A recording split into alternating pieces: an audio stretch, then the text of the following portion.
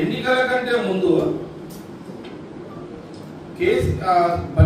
అప్పుడు ఎన్నికల కంటే ముందు బీజేపీ రాష్ట్ర అధ్యక్షుడిగా బండి సంజయ్ ఉంటాయి. ఒక 4 నెలలు 5 నెలలు ఎన్నికల కంటే ముందు కవిత ఈడీ ఖచ్చితంగా అరెస్ట్ చేస్తుంది, జైల్లో పెడుతుంది లిక్కర్ స్కామ్ లో అని ఒక 5 నెలలు డైరెక్ట్ గా బండి సంజయ్ రాష్ట్ర అధ్యక్షుడు, ఒక parliament member, ED department, central ED department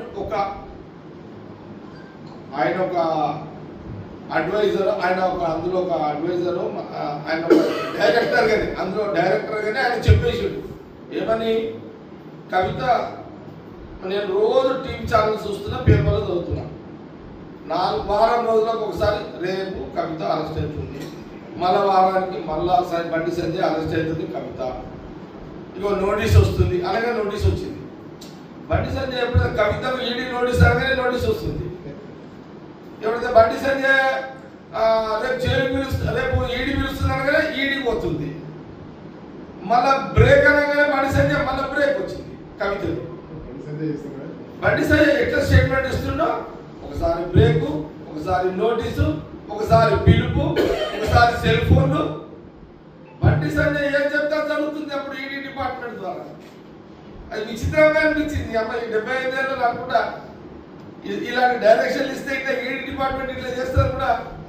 అసలు మనకి ఈడీ అంటే కూడా తెలియదు చాలా మందికి.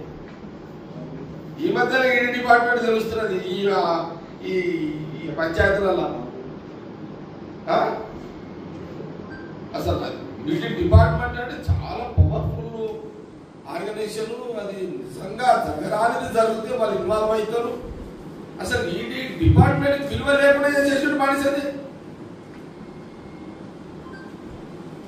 గోప్తే ఈడీ డిపార్ట్మెంట్, గీప్తే ఈడీ డిపార్ట్మెంట్. ఇది హాస్యాస్పదం అయితే ఓకే. మీరు ఒక సీరియస్నెస్ తీసుకొచ్చారు, కవిత అరెస్ట్ అవుతుందని ఒక వాతావరణాన్ని క్రియేట్ చేశారు. లాస్ట్ నాకున్న నాలెడ్జ్, నాకున్న ఇన్ఫర్మేషన్ ఏంటంటే, ఎన్నికల కంటే ముందు ఈ తెలంగాణ రాష్ట్రంలో కాంగ్రెస్ గవర్నమెంట్ రావద్దు, కవితను ఒకవేళ అరెస్ట్ చేస్తే టిఆర్ఎస్ సింపతి మీద టిఆర్ఎస్ గవర్నమెంట్ వస్తుంది, అది బిఆర్ఎస్ గవర్నమెంట్ వస్తుంది. బీజేపీ వల్ల కావాల్సింది సెంట్రల్ కంపెనీ కంటే కాంగ్రెస్ గవర్నమెంట్ రావద్దు, మనము బీజేపీ రాదు కాబట్టి బీఆర్ఎస్ వచ్చిన పర్వాలేదు కాబట్టి కవితను అరెస్ట్ చేసి జైల్లో పెట్టి ఆ సింపతి మీద మళ్ళీ బీఆర్ఎస్ గవర్నమెంట్ వచ్చేస్తే బీజేపీ సెంట్రల్ పార్టీ ఫ్రీ అంటే సేఫ్ జోన్ లో ఉన్నాము అనే ఒక అండర్స్టాండింగ్ పాలిటిక్స్ లో ఆ ఆట 5 నెలలు జరిగింది కవిత ఈడీ. తర్వాత ఏమైందంటే వాళ్ళకు ఒక ఇన్ఫర్మేషన్ ఏంటంటే, లేదు ఇక్కడ కాంగ్రెస్ గవర్నమెంట్ వచ్చేటట్టు కనబడతలేదు, ఇక బీఆర్ఎస్ వచ్చేటట్టున్నది, మనం కూడా ప్రయత్నం చేస్తే వస్తలేము అని బీజేపీ ఏం చేసిందంటే, మళ్ళీ వీళ్ళిద్దరు కేసీఆర్, ప్రధానమంత్రి మోడీ, అమిత్ షా మాట్లాడుకొని కవితని అరెస్ట్ సడన్గా ఆ ఫోన్ల సినారీతో ఆపేసి బ్రేక్. ఆ బ్రేక్ లోనే బండి సంజయ్ 5 నెలలు కవిత అరెస్ట్ అన్నాడు.